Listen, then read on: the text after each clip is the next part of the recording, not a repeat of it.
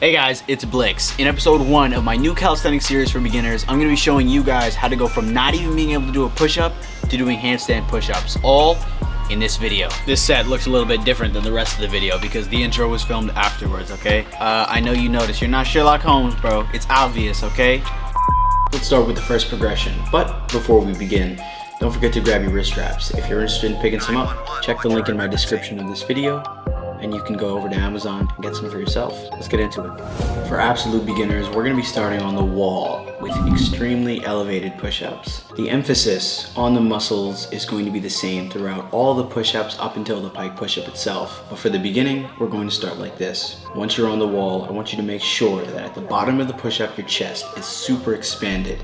And at the top of the push-up, try and protract your scapula, which basically means try and push your chest together when you're at the top of the push-up position. This will ensure that you're working the right muscles, which will help you progress even faster. To better exemplify what I'm talking about, I'll have a video right here where I show an example of what scapular protraction looks like.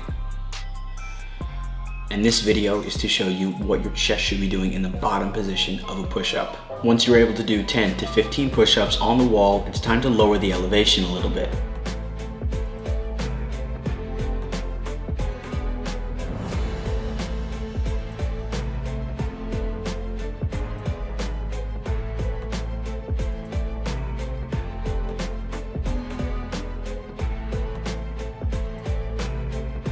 And we're going to be working here with a little bench.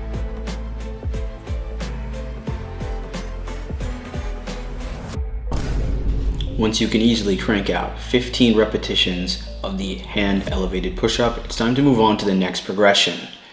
You're ready to move to push-ups on the ground. Try and knock out as many sets as you can. We're going to be working until failure. Now that we're casually able to rep out 15 to 20 push-ups, we're going to start edging our feet forward. Now that we're able to casually bang out 15 to 20 reps of push-ups, we'll really start inching our feet in, placing more emphasis on the shoulders. A fantastic exercise is pseudo planche push-ups, the entire point of which being to place emphasis on the shoulders and the top of the chest. As we start inching our feet further and further forward, we want to raise our hips such that the position becomes more like a pike push-up and less like an ordinary push-up. This will put more emphasis on the shoulders and eventually will lead into the handstand and the handstand push-up.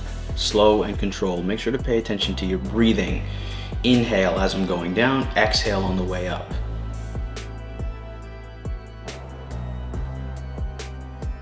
Now, let's take a quick segue to talk about handstand stabilization and how we can maximize our training so that we can hold the handstand as soon as possible. My favorite exercise for training the handstand, in addition to training shoulders, which we've already addressed, and if you need more elaboration on that, I have a video posted already, go check it out. But what we're going to be focusing right now is trying to balance face and body facing the wall and balance in the handstand position. Once you're in this position, try and kick your feet off forward slightly and then work your way back. Try and remove a foot, keep balancing, and then alternate feet. Hold this position and practice this multiple times. 3 sets of 15, multiple sets if you can. The inverse of this movement is doing it facing the other way, which is another great exercise to learn the handstand, and I recommend doing that as well.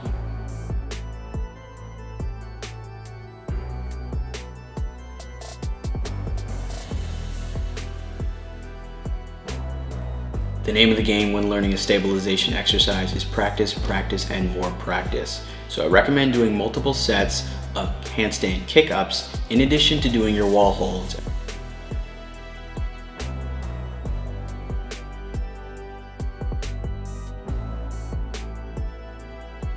Let's continue with the strengthening of the shoulders, which are going to be extremely important for handstand push-ups, as well as holding a longer handstand.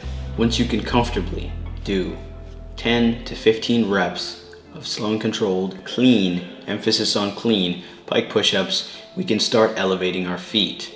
The idea with training pike push-ups is to bring your feet higher and higher and higher and higher and higher and higher and higher until you're in a completely inverted position, just like you are in the handstand. Pay attention to the contraction in your fingers. you want to feel your fingers sort of gripping the turf and trying to contract like this as you're in the handstand position. That's going to help you balance and not get pushed forward over your hands.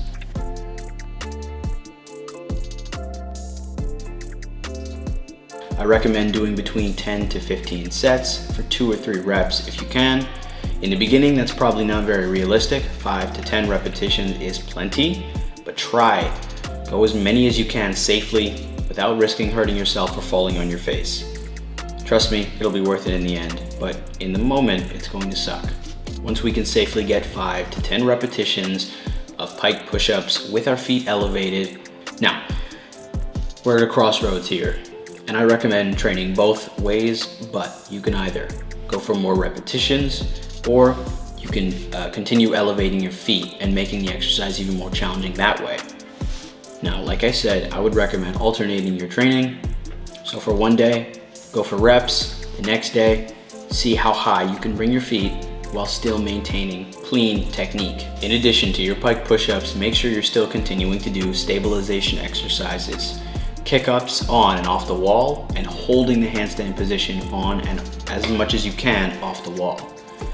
Using the wall is a great resource to help you in the beginning, but once you get to a certain point and your shoulders are no longer a strength issue, meaning you have the prerequisite strength necessary to hold the handstand, which you'll know if you can do 15 clean pike push-ups on the ground, you'll be able to hold a handstand. Maybe not for 30 seconds, maybe not for a minute, but you can get 5 to 10 seconds safely. At that point in your training, start easing your way off of the wall and doing kick-ups and trying to hold on your own. You need the mind-muscle connection, you need the feeling, you need to be able to have the body awareness to feel what your hands are doing. When you start to lean, you need to be able to feel how to bring yourself back and how much without falling over. This all takes time, but you won't be able to develop that if you have the wall always helping you whenever you start falling forwards or backwards. At this point, your feet should be parallel with your hips when you're standing up. The exercise has reached its maximum effectiveness. Now we're going to go back over to the wall, but this time we're going to position at a 45-degree angle off of the wall, and instead of just holding, we're going to try and push. If you continue training this method for 2 to 3 months, I expect you should be able to get one wall-assisted full range of motion handstand push-up. That's a big achievement, so congratulations. But at this point, you need to continue doing pike push-ups and continue doing push-ups on the wall, as well as freestanding stabilization exercises for your handstand.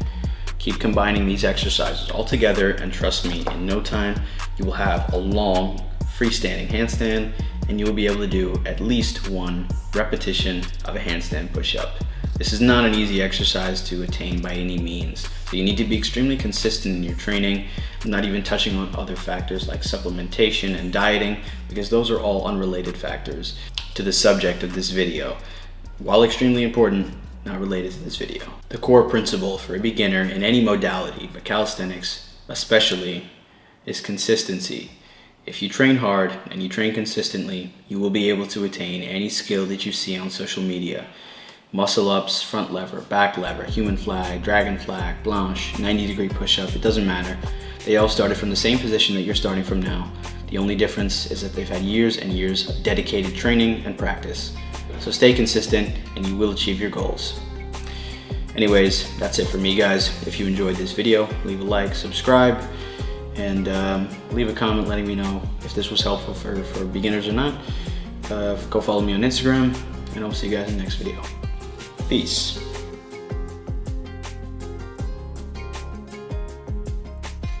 Don't forget to come back next month for episode 2 of this series, where I dive into learning the muscle up for absolute calisthenics beginners